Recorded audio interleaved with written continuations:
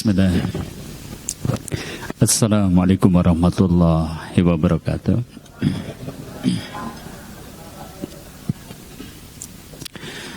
Alhamdulillah alladzi arsala rasulahu bil huda wa dinil haq liyudhhirahu ala dini kulli wa kafa billahi shahida. Asyhadu an la ilaha illallah wahdahu la syarikalah wa asyhadu anna Muhammadan abduhu wa rasuluh. Allahumma shalli wa sallim wa barik ala Muhammadin wa ala alihi wa ashabihi wa man tabi'ahum bi ihsanin ila yaumiddin. Amma ba'da. Fa ya ibadallah usikum wa iyaya bi taqwallah. Faqad qala Allah Ta'ala ya ayyuhalladzina amanu taqullaha wa qulu qawlan sadida yuslih lakum a'malakum wa yaghfir lakum dhunubakum wa may yuti'illaha wa rasulahu faqad faza fawzan 'azima. Wa qala Rasulullah sallallahu alaihi wasallam man sara'a yakunna akraman nas falyattaqillah wa man sara'a yakunna aqwan nas falyatawakkal 'ala Allah. Sadaqallah wa sadaqa Rasul Karim.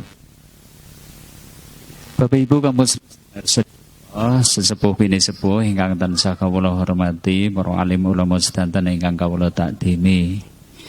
Hari ini kita sudah masuk bulan Safar. Berarti bulan-bulan suci sudah kita tinggalkan, ya. Dzulqa'dah, Dzulhijjah, Muharram sudah kita lewati. Hari ini kita juga berada di tanggal 18 Agustus. Berarti satu hari setelah hari yang sangat bersejarah bagi negeri ini, yaitu hari kemerdekaan. Banyak nih acara-acara yang mungkin dilakukan sebagai wujud syukur atau mungkin sebagai bentuk peringatan kemerdekaan ini. Itulah kesempatan sore hari ini kita akan bahas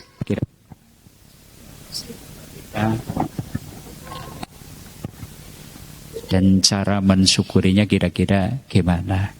Harapannya nanti kalau syukurnya benar, negeri ini jadi negeri yang makmur, jibar jibur, gemah ripah, loh jinawi, baldatun thayyibatun warrabbun ghafur. Wis pokoknya ya kayaknya karepe sing serba makmur dan seterusnya gitu ya. Mari kita coba cermati ya. Baik Bapak Ibu kaum muslimin rahimakumullah. Sebelumnya selawat serta salam semoga senantiasa tercurah kepada uswah kita, teladan kita Rasulullah Muhammad sallallahu alaihi wasallam beserta keluarganya, sahabatnya dan juga orang-orang yang sikoh dalam dinul Islam ila yaumil qiyamah. Ya.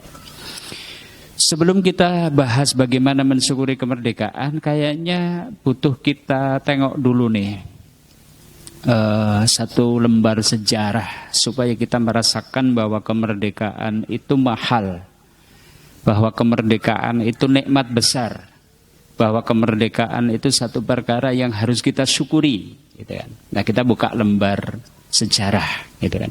Ada yang diantara Bapak Ibu kelahiran sebelum 1945? Enten? Tahun pinten Mbah? 42. Ya pinangge zaman Jepang ya. Yang zaman Belanda pun mboten nggih. Paling agresi Belanda 1, agresi Belanda 2, gitu lah. Mungkin kalau beliau termasuk di antara orang yang bisa merasakan, oh jane merdeka ya nikmate pol-polan gitu kan, sebab zaman Belanda, zaman Jepang kowe uripe susah gitu dan seterusnya. Tapi mungkin kita yang lahirnya mungkin tahun 45 sekian atau mungkin tahun 50 sekian apalagi 70 sekian kayaknya tidak tahu bahwa yang namanya masa penjajahan itu sedemikian sengsara sehingga mungkin merdeka dianggap biasa-biasa saja. Nah, untuk itulah kita akan saja untuk berkenalan dulu nih dengan salah satu tokoh pahlawan yang ingin saya angkat di kesempatan sore hari ini, ya, pahlawan Muslim. Siapa ya? Ya, sudah pernah kita angkat, tapi sengaja kita ulang lagi. Kenapa? Karena saya tertarik dengan profil beliau. Ya hampir semua pahlawan ya Muslim ya, tapi ini yang paling menarik lagi nih ya. Sebagai seorang Jawa ningrat keturunan keraton, tampilannya saja keren. Mestinya nek wong Jawa tampilannya gimana? Agem blangkon. Agemanipun batik. Kados kula niki lho kudune kan. Ki wong Jawa batikan. Nek mboten nggih lurik. Nek mboten nggih beskap. Gitu kan? Dan seterusnya. Ini enggak pakai sorban, pakai busananya itu jubah, gamis, kayak orang Arab. Mungkin kalau sekarang dialog ke kadrun. Mungkin kalau sekarang mungkin dialog ke wah ini apa namanya ekstrim, radikal dan seterusnya. Ya, siapa beliau? Ya, beliau tampilannya keren tadi. Nama kecilnya Bendoro Raden Mas Ontowiryo, putra dari Raden Mas Surojo. Ini Raden Mas Surojo itu adalah putra dari Sultan Hamengkubuwono II. Nah, setelah bapaknya Raden Mas Surojo itu menjadi Raja Yogyakarta, yaitu Hamengkubuwono III, maka putranya ini pun julukannya jadi berubah. Maka menjadi bergelar Bendoro Pangeran Haryo Diponegoro setelah bapaknya diangkat menjadi Sultan Hamengkubuwono III. Beliau lahir di Ngayogyakarta Hadiningrat 11 November 1785, wafatnya nanti di Makassar, jauh dalam pembuangan, dalam penjara istilahnya, yaitu di Makassar, Hindia Belanda, tanggal 8 Januari 1855 di usia 69 tahun. Sedikit ya, kita kenalan dulu nih dengan beliau, silsilahnya seperti apa ya. Jadi begini, Bapak Ibu kaum muslimin arsyadakumullah. Beliau berarti termasuk Trah Mataram, karena aslinya Kesultanan Yogyakarta itu ya sebenarnya adalah bagian dari Kerajaan Mataram. Karena sejak tahun 1755 terjadi perjanjian Giyanti yang memecah Mataram Islam itu menjadi dua bagian. Sebelah timur Kali Code itu Kasunanan Surakarta, sebelah barat Kali Code itu Kasultanan Ngayogyakarta Hadiningrat. Siapa yang memisah itu? Belanda. Karena pada waktu itu tanah Jawa ya berada di dalam kekuasaannya, sehingga kemudian yang mengatur urusan keraton itu bahkan juga Belanda. Termasuk yang diangkat siapa yang berhak menjadi raja itu ya Belanda. Termasuk ditentukan sebagai raja pertama Kasultanan Ngayogyakarta itu adalah Pangeran Mangkubumi yang kemudian berjuluk Hamengkubuwono ke-1. Nah, tadi kemudian punya putra setelah Hamengkubuwono I niku sedo, penggantinya adalah Raden Mas Sundoro. Ini Hamengkubuwono II. Nah ini kemudian digantikan oleh Raden Mas Surojo. Ini yang bapaknya Diponegoro ini, Raden Mas Surojo ini ya. Nah, menarik lagi, begitu Sultan Hamengkubuwono III niku sedo, sebenarnya beliau menginginkan agar sebagai penggantinya itu adalah Diponegoro. Kenapa? Beliau termasuk sudah dewasa, orang yang cerdas, ahli fikih, orangnya sederhana, tapi punya prinsip yang kuat. Sayang, Diponegoro itu anak dari istri selir, sehingga Diponegoro tidak berkenan. Waduh, saya nggak pantas. Kenapa? Satu, saya bukan putra dari istri permaisuri. Sehingga kemudian dipilihlah sebagai pengganti Sultan Hamengkubuwono III itu adalah Raden Mas Ibnu Jarot yang pada waktu itu umurnya baru 10 tahun. Coba bayangkan, 10 tahun jadi raja. Kinten-kinten saged mengatur pemerintahan. Maka yang mengatur pemerintahan itu Patih Danurejo IV dan kroni-kroninya yang kebanyakan mereka itu antek-anteknya Belanda, antek company. Sehingga suasana keraton pada waktu itu penuh dengan kemungkaran. Sampai Diponegoro sendiri mengatakan, wala keraton itu seperti rumah bordil. Kenapa? Di dalamnya itu molimo itu ya sudah menjadi kebiasaan.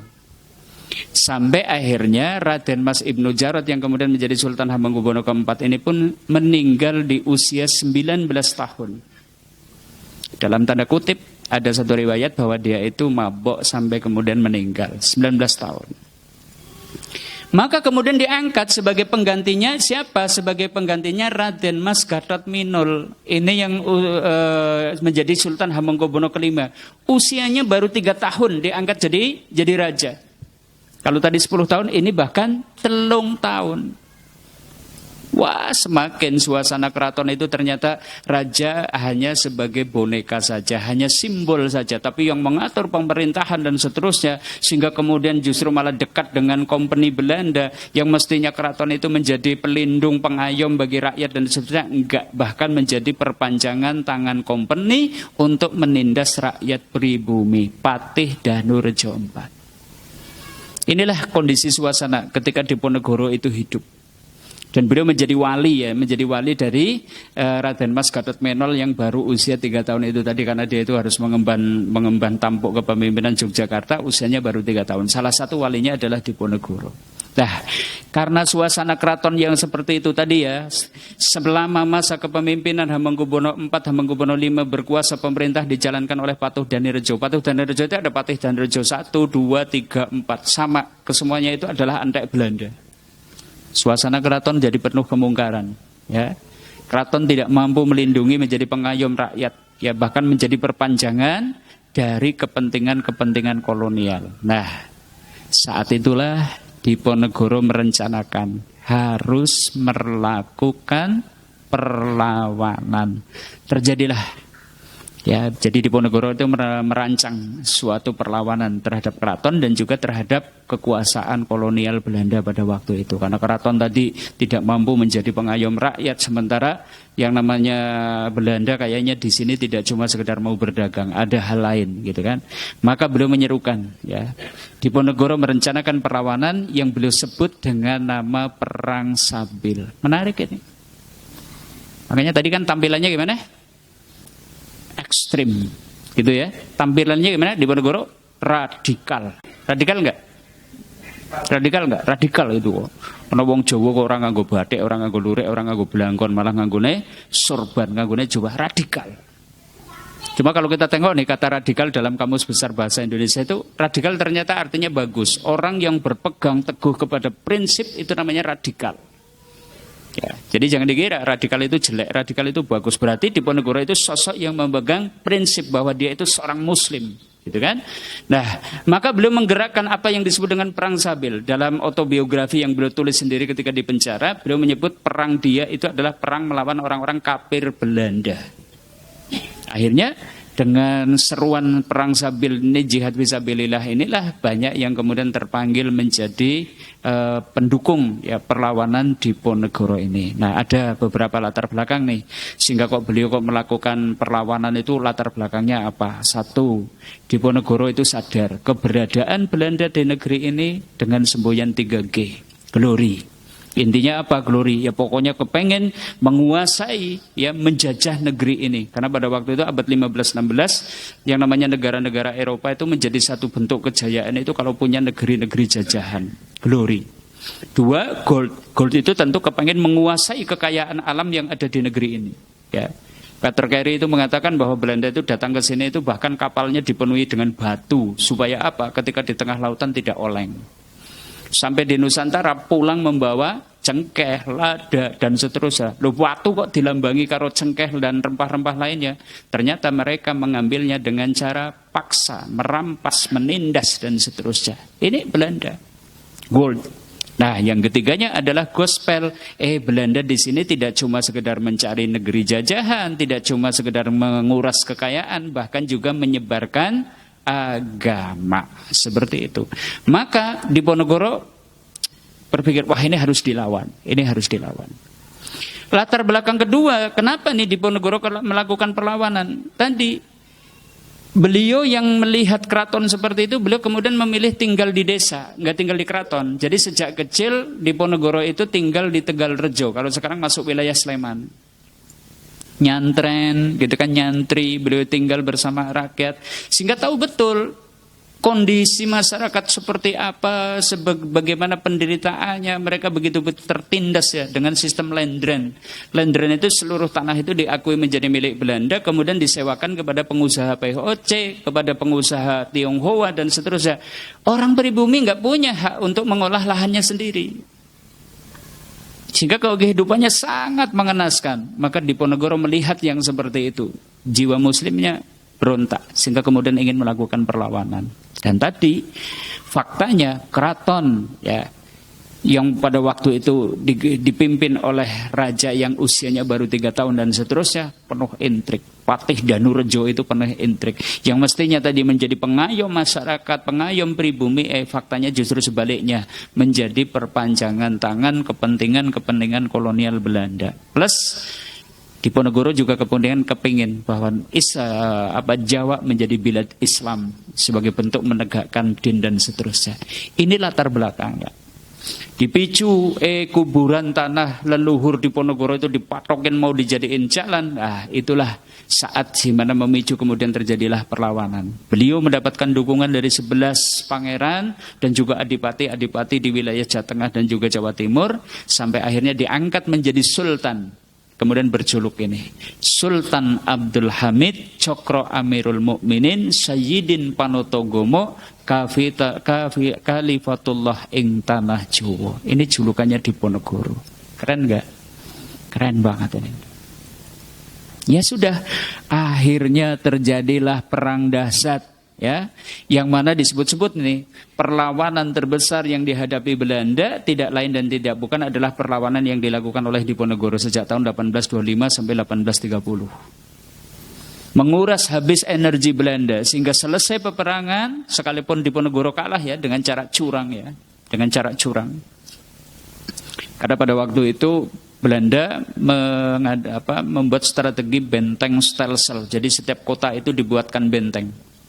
Sehingga pasukan Diponegoro itu tidak berkumpul, tidak bisa bergerak bareng-bareng. Begitu mungkin Banjar mau bergerak, sudah dicegat di Gombong, ada Van der Wijk, kemudian ada benteng apa dan seterusnya.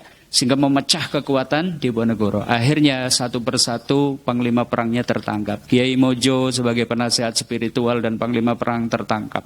Kemudian juga Sentot Prawiroderjo sebagai panglima perang tertangkap dan seterusnya. Akhirnya beliau mulai kalah. Tahun 1830 di bulan Maret, tepatnya pas bulan Ramadan. Beliau kemudian menepi di pinggir Sungai Progo.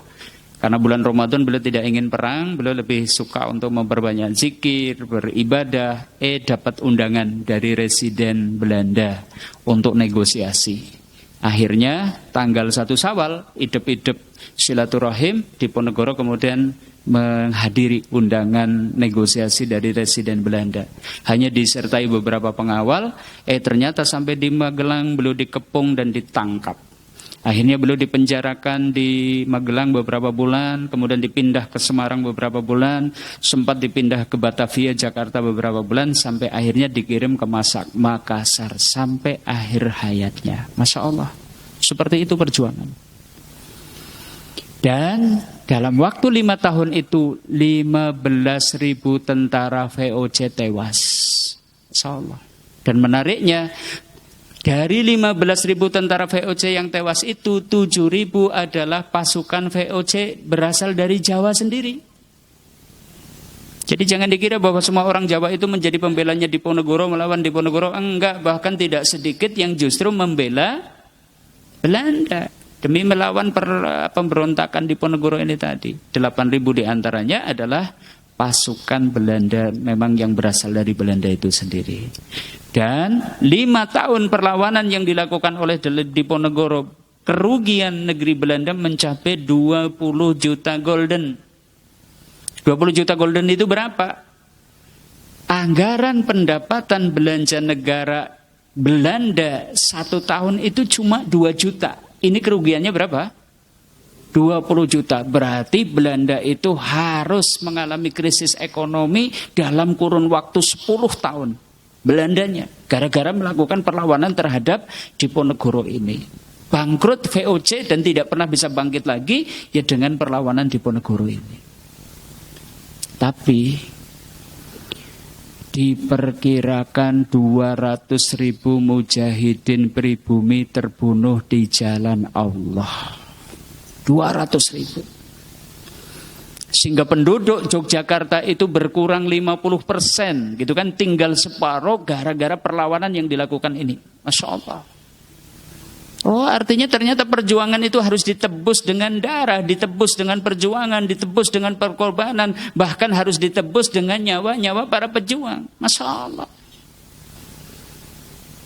Dan Diponegoro kemudian dikejar-kejar, diusir, anak keturunannya itu dianggap sebagai pemberontak keraton. Juga kemudian keluar dari keraton, kemudian tidak diakui lagi menjadi kerabat keraton dan seterusnya. Sampai dulu itu hanya orang khusus yang tahu siapa-siapa yang menjadi keluarga Diponegoro itu dirahasiakan. Nah biasanya ada tandanya. Rumah keluarga Diponegoro itu di depannya itu ada pohon sawo kecik sama pohon kemuning. Itu pertanda ini masih kerabatnya Diponegoro. Nanti orang-orang yang masih mendukung beliau biasanya mungkin nanti saling berkoordinasi dan seterusnya. Seperti itu Diponegoro. Beliau baru diakui lagi menjadi kerabat keraton itu di tahun 1950 ketika Yogyakarta itu dipimpin oleh Daro Jatun yang kemudian kita lebih mengenal dengan nama Sultan Hamengkubuwono ke-9. Diakui lagi menjadi kerabat keraton. Artinya sejak tahun 1830 sampai tahun 1950 yaitu hampir 120 tahun beliau itu dianggap pemberontak. Dikejar-kejar, diburu-buru. Dan kemudian baru diangkat menjadi pahlawan nasional di tahun 1955 oleh Presiden Soekarno. Seperti itulah kaum muslimin. Intinya, kemerdekaan ternyata harus diraih dengan perjuangan. Kemerdekaan ternyata harus diraih dengan pengorbanan. Kemerdekaan ternyata harus diraih dengan tetesan darah para perjuang. Bahkan harus ditebus dengan ribuan nyawa yang harus melayang. Oh, berarti merdeka itu sesuatu yang harus disyukuri betul ini. Kita kok tidak ketemu dengan zaman seperti itu. Harus mensyukuri betul ini nikmat kemerdekaan. Terus bagaimana cara mensyukurinya gitu kan? Kayak begini? Kayak begitu? Lomba balapan, bapak kekon merangkang, karo ngedot, biyunge nunggang nang dhuwure jadi tontonan. Kayak begini cara mensyukuri kemerdekaan tadi? Demi dapat kaos, sepeda, rela saling injek satu dengan yang lain. Ibu-ibunya kayak gini. Apa ini? Goyang bola gitu kan. Supaya kemudian jadi tontonan. Asik kayaknya ini. Atau seperti ini, lomba giring bola. Ya. Dengan terong digantungkan di bawah selangkangannya. Kemudian giring bola dan seterusnya. Atau seperti ini. Anake sekolah neng tahu jare men ngerti adab makan dan minum dalam Islam, jare makan sambil duduk, biyunge malah mangan kerupuk karo ngadeg joget-joget, gitu kan?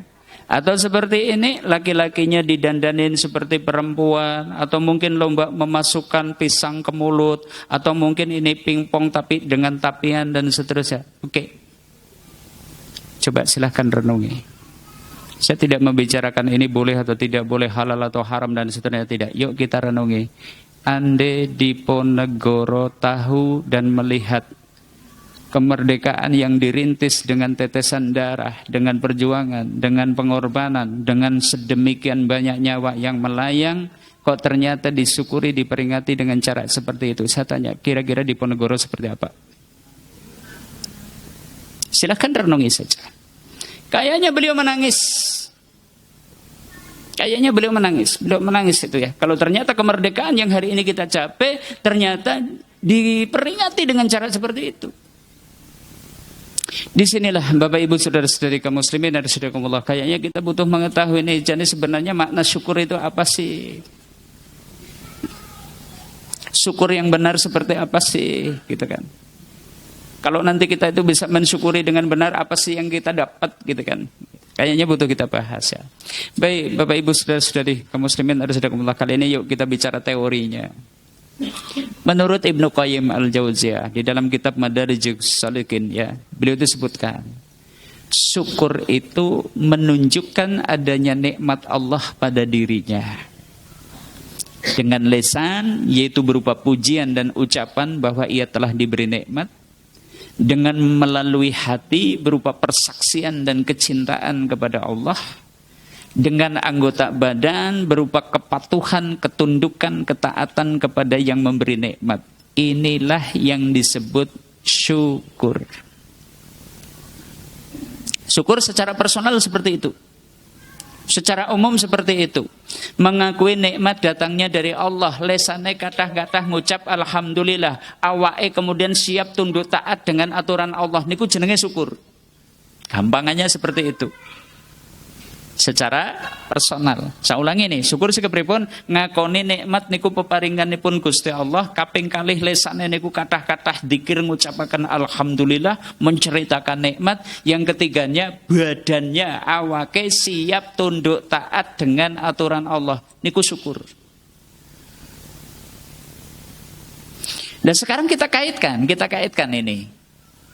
Nah, terus mensyukuri nikmat kemerdekaan itu pripun? Gitu kan? Karena ini kan syukur secara umum ya seperti ini. Nah, sekarang kita coba pretel ini satu persatu. Bagaimana mensyukuri nikmat kemerdekaan? Satu ini.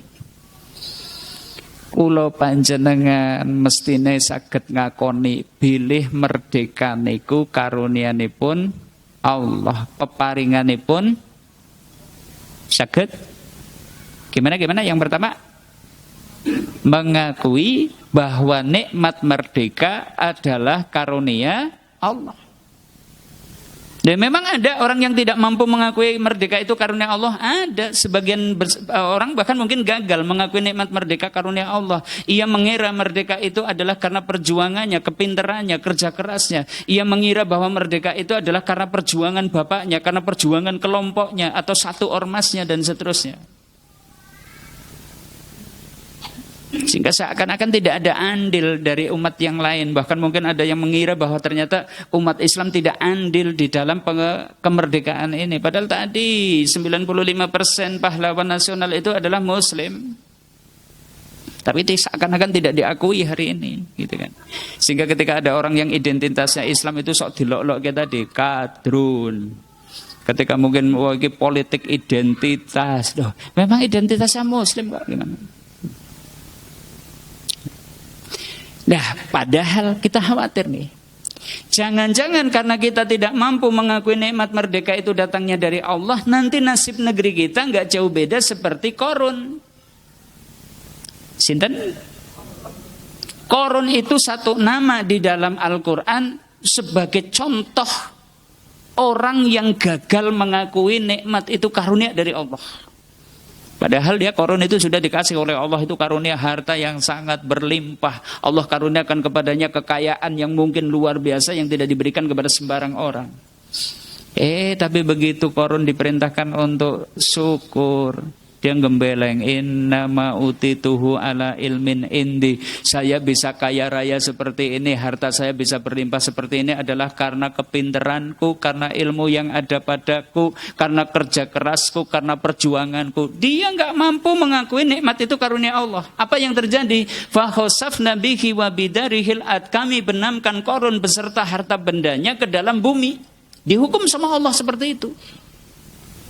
Mungkin karena saking banyaknya hartanya Korun sehingga hari ini jenengan ngeduk sumur, nemu banda dunia, wah ki harta karun gitu. Ya bisa jadi. Tapi kita garis bawahi, Korun gagal mengakui nikmat itu karunia Allah. Allah benamkan Korun beserta harta bendanya ke dalam bumi. Mbok kita nanti sama dikasih merdeka sama Allah, dikasih potensi sumber daya alam yang sangat melimpah oleh Allah. Kok mboten saged ngakoni bilih niku karunia dari Allah. Mbok nanti negeri kita nasibnya juga seperti Korun, dibenamkan oleh Allah. A'udzubillah min dzalik. Dari situ kemerdekaan harus kita syukuri dengan benar. Mensyukuri nikmat kemerdekaan itu mestinya seperti apa? Banyak memuji dan mengagungkan siar-siarnya. Sebagai individu, perbanyaklah kita mengucap alhamdulillah wis diparingi merdeka. Lah jangan nyong urip kaya zaman mbah-mbah nyong disit lah kaya rekasa temen ya, gitu kan. Sing jenenge klambi pe nganggo karung sing dijahit. Karung bojone wis keren banget, malah ya kadang ana sing blas ora tayang klamben dan seterusnya. Mangan sing jenenge sega beras kayane barang mewah banget, sega beras gitu kan. Karena kebanyakan apa? Tiwul gitu kan. Bahkan tidak sedikit ada yang itu wit gedang niku terus bedogole diparut dan seterusnya demi bertahan hidup. Alhamdulillah kula panjenengan dinten niki lah arep ndahar napa kemawon niku wonten gitu kan. Itu malah sing jenenge Rama Biyung sing kadang maksa-maksa anake men gelem pada mangan. Kalau zaman kemen mangan domei, nek saniki ora gelem mangan malah domei gitu kan. Kita syukuri dengan alhamdulillah. Nanti dalam tataran institusi kenegaraan ya mestinya seperti itu. Sebagai wujud syukur, negara harus berusaha mengagungkan syiar-syiar Allah. Sehingga kemudian dalam ranah ibadah mestinya kemudian diberikan sokongan, dimudahkan sarana prasarananya. Jangan justru malah dibatasi ruang geraknya. Oh, ora kena aduan, nek nanti keseron dan seterusnya. Ini syiarnya seperti itu harus diagungkan sebagai wujud syukur kita kepada Allah. Syukur budaya-budaya yang dikembangkan adalah budaya yang sejalan dengan syariat Islam. Syukur dalam dunia pendidikan agama itu tidak cuma 2 jam dalam 1 pekan. Kalau bisa itu menjadi satu perkara yang dipentingkan. Karena itu wujud syukur kita kepada Allah. Termasuk bagaimana pemikiran-pemikiran yang bertentangan dengan Islam justru mestinya diberantas. Sekulerisme, ateisme, atau mungkin LGBT dan seterusnya. Bukannya dikasih ruang gerak dan seterusnya. Ini namanya mensyukuri nikmat kemerdekaan, jika sadar bahwa kemerdekaan itu karunia Allah. Nah, wujud syukur dengan nikmat kemerdekaan, ayo kita mengisi kemerdekaan dengan takwa. Gitu. Kuncinya di sini. Mengisi kemerdekaan dengan apa? Takwa. Takwa itu kan karakter paripurna. Merdeka sebagai individu kita syukuri dengan ketakwaan, berarti kita siap tunduk taat kepada Allah, menghiasi diri dengan akhlak mulia. Siapapun kita, jenengan menjadi warga negara kebetulan profesinya menjadi guru, ayo jadi guru yang bertakwa. Jenengan jadi polisi, ayo jadi polisi yang bertakwa. Jenengan jadi tentara, ayo jadi tentara yang bertakwa. Jenengan jadi camat, jadi bupati, jenengan jadi camat bupati yang bertakwa. Wujud syukur kemerdekaan itu seperti itu. Jangan terbalik, sudah dikasih merdeka, jangan diamani jadi lurah, korupsi jadi camat, manipulasi jadi bupati, menguntungkan diri sendiri dan seterusnya. Ini namanya tidak bersyukur. Ayo kita bertakwa, amanah, jujur, berintegritas, berdedikasi. Jangan sing pedagang, sing udah pegawai, jadilah pedagang yang baik, yang bertakwa. Perintah Allah dilakukan, larangan Allah ditinggalkan, komitmen mengambil yang halal, menjauhi segala yang haram. Insya Allah negeri kita baldatun thayyibatun wa rabbun ghafur. Nanti dalam tatanan negara, bagaimana negara itu dibangun dengan sebuah sistem pemerintahan yang juga dibangun di atas ketakwaan kepada Allah. Insya Allah, Allah bukakan berkah kepada kita. Jadi syukur seperti itu, ya. Satu, mensyukuri kemerdekaan, mengakui merdeka itu karunia Allah. 2, agungkan syiar-syiar Allah. 3, takwa. Yuk kita jadi hamba yang bertakwa. Nah, apa sih yang akan kita dapat nih kalau kita bisa mensyukuri kemerdekaan dengan benar? Apa sih yang akan kita dapat?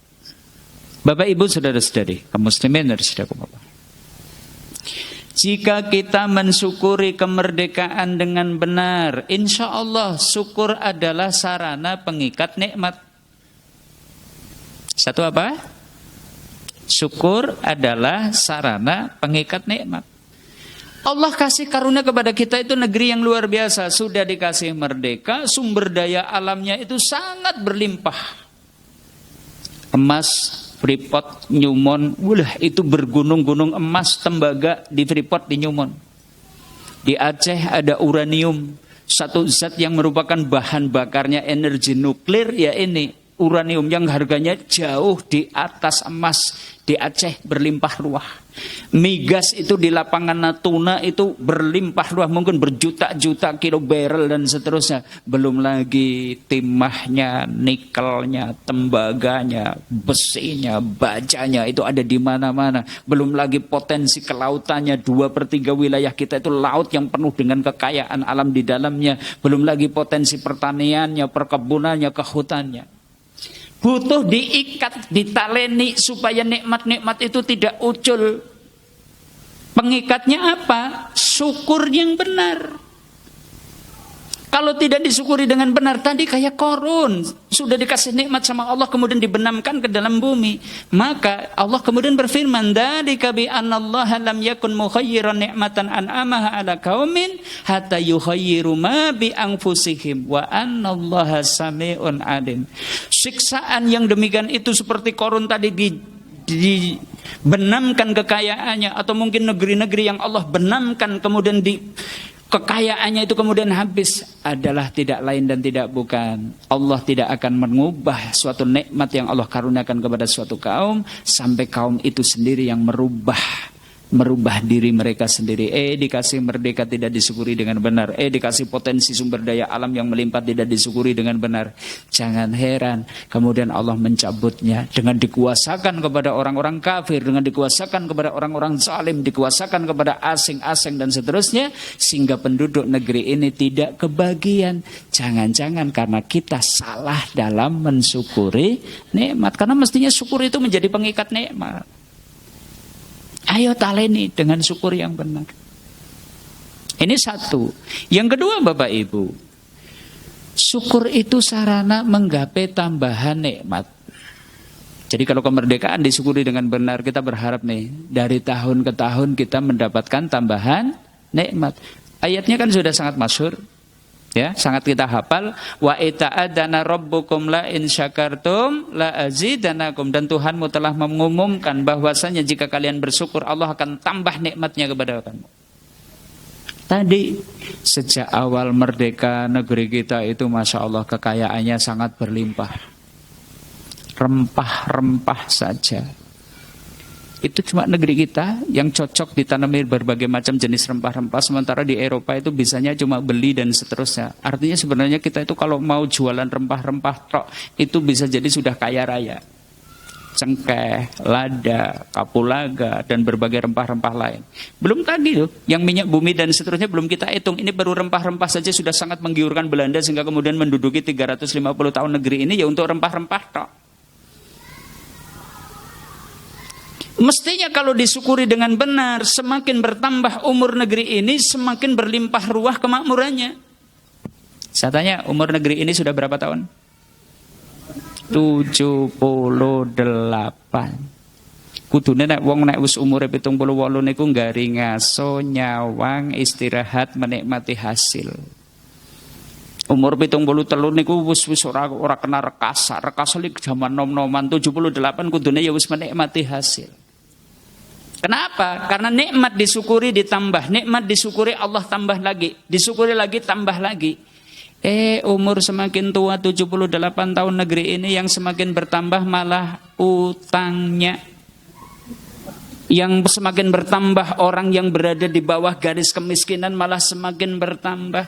Ternyata pendapatan per kapita justru belum juga naik-naik. Coba kita bandingkan. Brunei Darussalam merdeka itu tahun 1985. Coba kalau bicara tentang kemakmuran, makmur mana Brunei sama Indonesia? Brunei. Jangan-jangan karena mereka lebih pintar di dalam mensyukuri nikmat kemerdekaan, sehingga kemudian Allah tambah nikmatnya, wilayahnya kecil, sumber dayanya begitu melimpah dan seterusnya. Coba kalau kita mau banding-bandingkan Malaysia dengan kita, merdekanya duluan mana? Indonesia.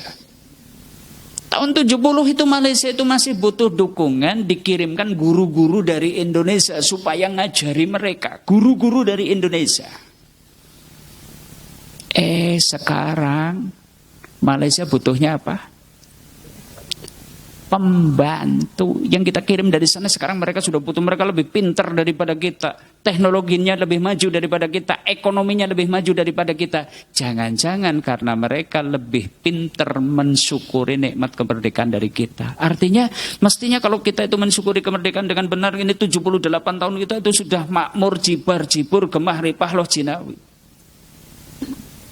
Ini 2. 3, syukur itu sarana agar kita itu dijauhkan dari berbagai bala bencana. Silakan baca surat An-Nisa 147. Ma yaf'alullahu bi'adabikum in syakartum wa amantum. Kenapa kami akan menimpakan bencana kepada kalian jika kalian itu mau beriman dan bersyukur? Andai kita bersyukur, andai kita beriman, Allah jauhkan kita dari bala bencana. Tapi coba Dalam kurun waktu 78 tahun, belasan kali negeri ini diterpa tsunami yang sangat dahsyat.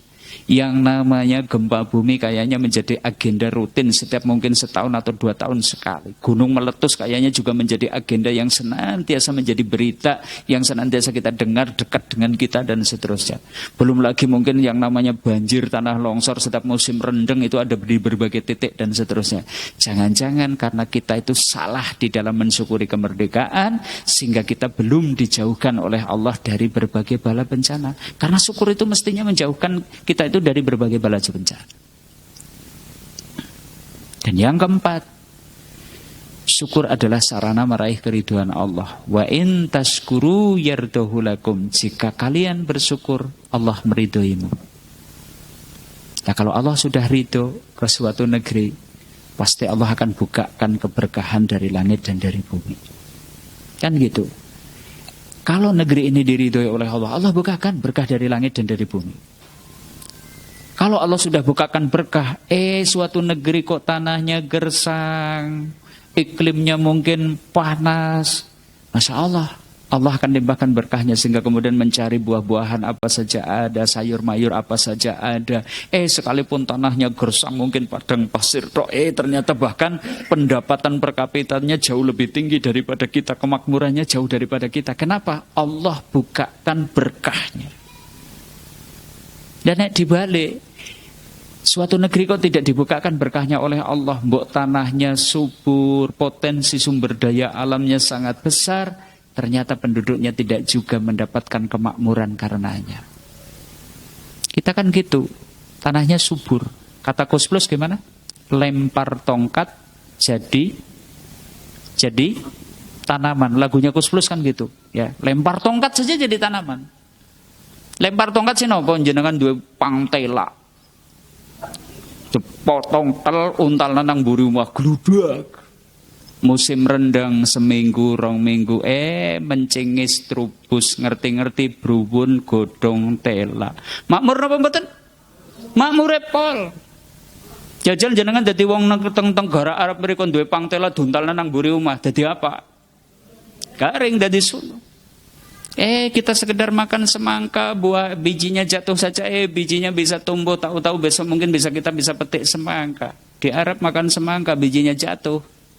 Ya, jadi kewaji, jangan harap tumbuh dan seterusnya. Artinya potensi kesuburannya luar biasa, tapi kenapa belum bisa menjadi sebab kemakmuran penduduknya?